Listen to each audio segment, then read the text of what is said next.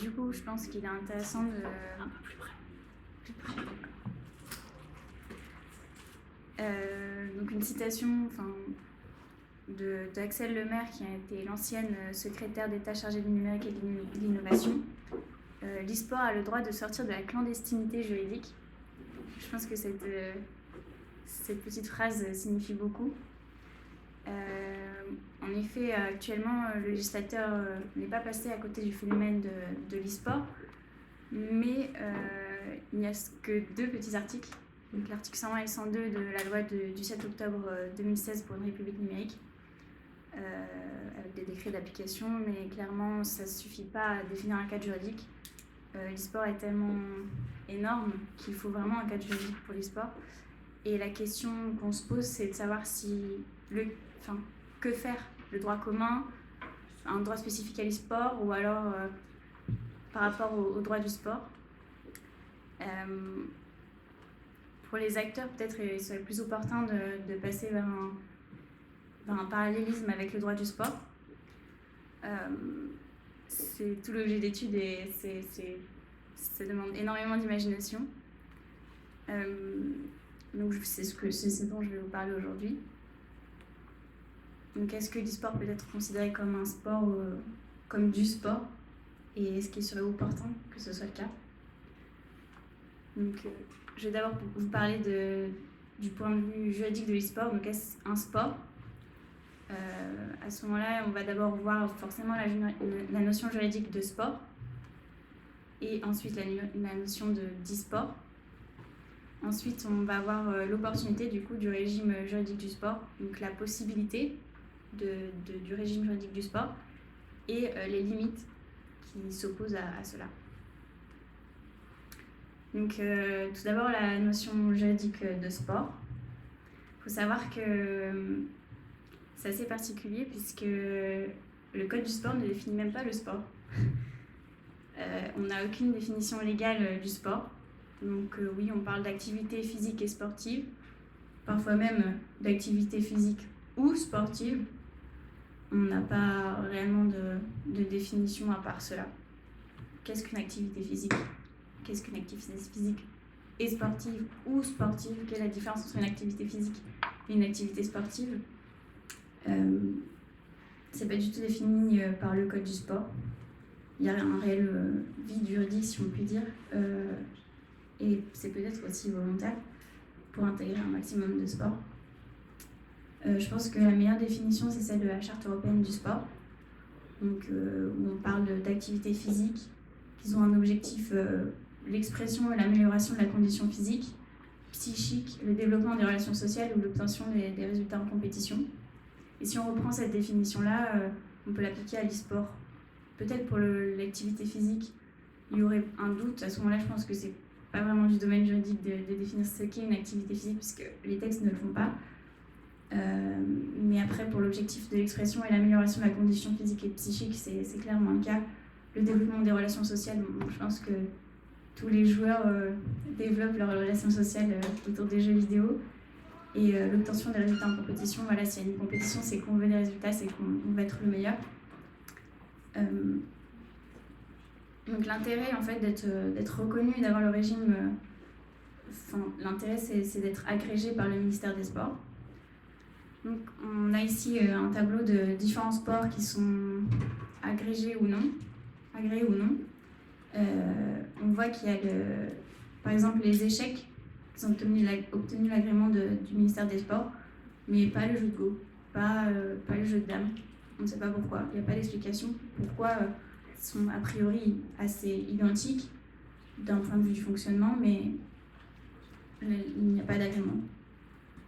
Donc on voit qu'il y a une volonté de reconnaître un peu ces sports cérébraux, mais sans vraiment leur donner la définition même de sport, sans leur donner l'agrément. Pour autant, on prend en compte tous les enjeux d'utilité sociale et même économique de ces sports cérébraux, donc de l'e-sport notamment. Ensuite, vu qu'il n'y a pas de définition vraiment légale du sport, on va se pencher sur la définition jurisprudentielle, donc par les juges. On voit que le Conseil d'État ne reconnaît pas le paintball comme un sport, comme du sport. Pour eux, le paintball est pratiqué comme une activité de loisir qui ne s'adresse pas nécessairement à des sportifs qui recherchent de la performance physique. Donc, refuse ainsi l'agrément à la fédération de paintball sportif. C'est pareil pour la fédération des activités aquatiques d'éveil et de loisirs. Le Conseil d'État va ici utiliser un faisceau d'indices, le fameux faisceau d'indices. Donc ici, on a la recherche de la performance physique. A priori, dans les sports, les compétitions de jeux vidéo, on recherche une performance physique, la meilleure performance physique. Ensuite, il y a une organisation régulière des compétitions. Et il y a bien un caractère défini. Bon, pour le caractère défini des règles, c'est assez particulier, puisqu'on l'a dit, les sports, au sein du sport, il y a plusieurs jeux avec plusieurs règles. Mais je pense qu'une fédération serait à même de créer des règles, comme par exemple des règles contre le dopage ou autres. Donc on pourrait avoir un caractère des règles applicables pour pouvoir avoir l'agrément du Conseil d'État, enfin l'agrément du ministère des Sports, pardon. Ensuite, pour le CIO, je vais peut-être pas trop en parler, vu que je pense que Nicolas va le faire après. Mais voilà, là aussi, on parle des valeurs de l'olympisme, il faut qu'il y ait une organisation garantissant la conformité aux règles et au règlement du mouvement olympique. On parle beaucoup de ces valeurs de l'olympisme. Et c'est les qualités du corps, de la volonté de l'esprit, voilà. En soi, je pense que ça, c'est plus du domaine sociologique de s'intéresser à ça, même si, d'un point de vue juridique, je pense pas qu'il y aurait vraiment d'obstacles. Pour ce qui est des compétitions de jeux vidéo, donc la notion même d'e-sport, de compétition de jeux vidéo, donc on voit tout de suite que c'est dans le code de la sécurité intérieure, donc c'est pas du tout dans le code du sport, c'est pas reconnu comme un sport au final, puisque c'est dans les jeux de hasard, casino et loterie. Donc c'est une compétition une compétition de jeux vidéo confronte, à partir d'un jeu vidéo, 2 joueurs ou équipes pour un score ou une victoire. Le jeu vidéo est considéré comme un logiciel de loisir mis à la disposition du public, et c'est un élément de création artistique et technologique. Donc tout ça aide à définir un peu l'e-sport et comment, à partir de quoi sont basées les compétitions. Et on voit là que la définition de compétition de jeux vidéo qui a été donnée par le législateur. Donc la présence de physique de participants pour lesquels le montant total, c'est par rapport aux loteries, puisque du coup, comme je vous ai dit, c'est pas du tout dans le code du sport. Et ça pouvait être considéré comme de la loterie.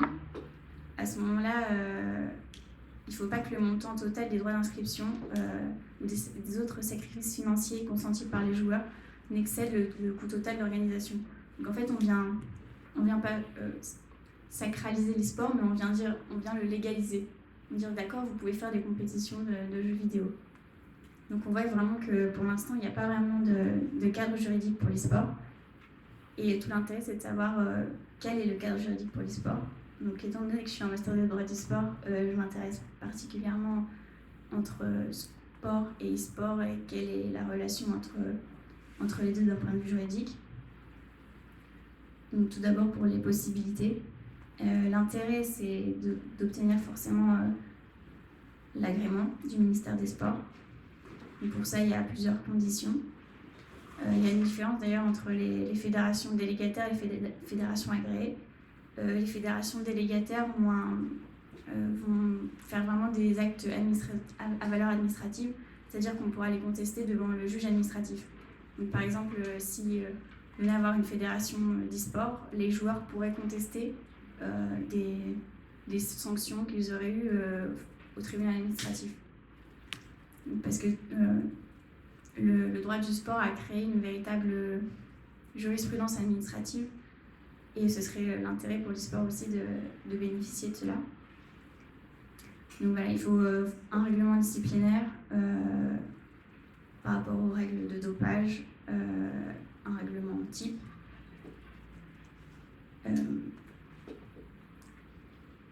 Et bien sûr, du coup, l'agrément, l'intérêt d'avoir l'agrément, c'est de bénéficier de l'aide de l'État. Donc ça permettrait de développer localement l'e-sport. On pourrait défendre en justice les intérêts collectifs des licenciés, des associations. Et ouvrir aussi des buvettes pour les petites compétitions. Pour la fédération délégataire, on peut obtenir la qualification de fédération délégataire que par avis du CNOSF ou du CPSF. Donc il faut là respecter l'intérêt général s'attachant à la promotion et développement des activités physiques et sportives. Donc là encore, qu'est-ce qu'une activité physique et sportive? Est-ce que l'e-sport pourrait rentrer dans ce cadre? Le respect de l'ordre public et de la moralité publique. Il y a un règlement intérieur. Donc là, la question c'est vraiment de savoir si on peut bénéficier de cet agrément, ce qui permettrait, je pense, de développer l'e-sport comme le sport s'est développé, et grâce aussi à la protection un peu de l'État. Et surtout, l'e-sport actuellement peut se développer plus d'un point de vue international ou européen, national, mais pas vraiment national. Enfin, on a besoin de financement pour pouvoir développer cet e-sport local. Et c'est là tout l'intérêt du coup d'avoir une fédération délégataire. Donc, mais il y a aussi peut-être des revers, c'est-à-dire qu'il y a un monopole des fédérations. Donc ces fédérations ont en principe un monopole sur l'organisation des compétitions officielles et procèdent aussi aux sélections. Donc à savoir comment ça peut fonctionner avec l'e-sport et surtout les problèmes de propriété intellectuelle, sachant que c'est les éditeurs qui disposent des jeux. Est-ce qu'ils seraient d'accord pour laisser ce droit aux fédérations? Ensuite, voilà, la fédération permettrait de développer un programme, permettrait d'aider les sportifs et les amateurs aussi au niveau local, vraiment avec un intérêt de préserver un peu les joueurs, comme pour un joueur sportif au final. Donc voilà, après c'est des règles et des conditions juridiques et des règles par rapport aux paris, aux manifestations, des règles techniques à la discipline, etc. C'est toujours ces règles-là qui reviennent. Et vraiment, on voit un monopole un peu des fédérations dans le sport sur toutes ces questions, notamment du point de vue de l'organisation des manifestations. Donc vraiment, si une personne compte organiser une manifestation ouverte à des licenciés sans que ce soit une fédération, à ce moment-là, on va devoir vraiment payer. On peut pas obtenir, on est obligé d'obtenir l'accord de la fédération. Donc il y a vraiment un peu un monopole des fédérations. Et je pense que c'est le plus gros frein par rapport à l'e-sport. C'est ça, c'est les droits des éditeurs. C'est la définition des règles du jeu. Comment on fait pour définir des règles du jeu, sachant que l'e-sport est constitué de plein de jeux différents, avec plein de règles différentes, avec plein d'éditeurs différents et du coup plein de droits différents. Et l'organisation aussi des compétitions, s'il faut demander l'accord de la fédération, on peut se douter que les éditeurs ne sont pas forcément d'accord pour laisser ce droit-là.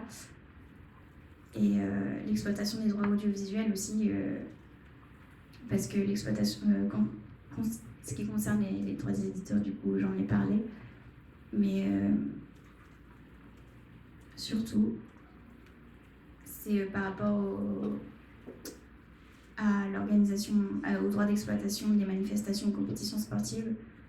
Donc c'est les fédérations sportives qui sont propriétaires du droit d'exploitation des manifestations. Là, clairement, pour l'e-sport, ce serait difficile de laisser, je pense, pour les éditeurs, ne vont pas laisser ce pouvoir aux fédérations. Donc,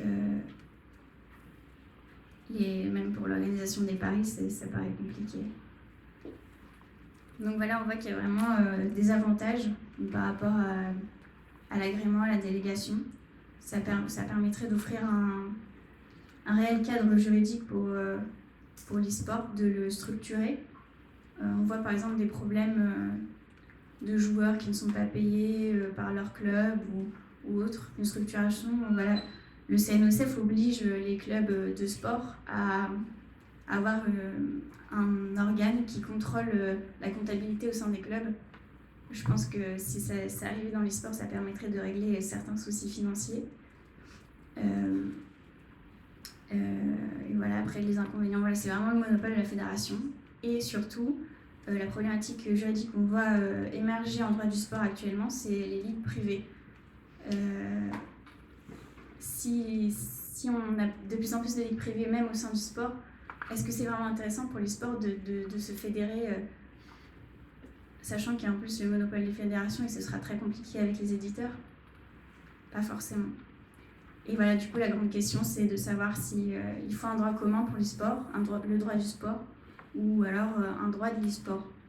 C'est une question, je pense, qui demandera énormément de recherche. Forcément, il y aura du droit commun. Le droit commun, même en droit du sport, on n'y échappe pas. Mais je ne pense pas qu'on puisse se limiter au seul droit commun. Il y a tellement de spécificités à l'e-sport, comme pour le droit du sport. Au final, si on a créé un code du sport, c'est bien parce qu'il y avait énormément de spécificités et que ça le réclamait. Donc pour l'e-sport, je pense que c'est pareil.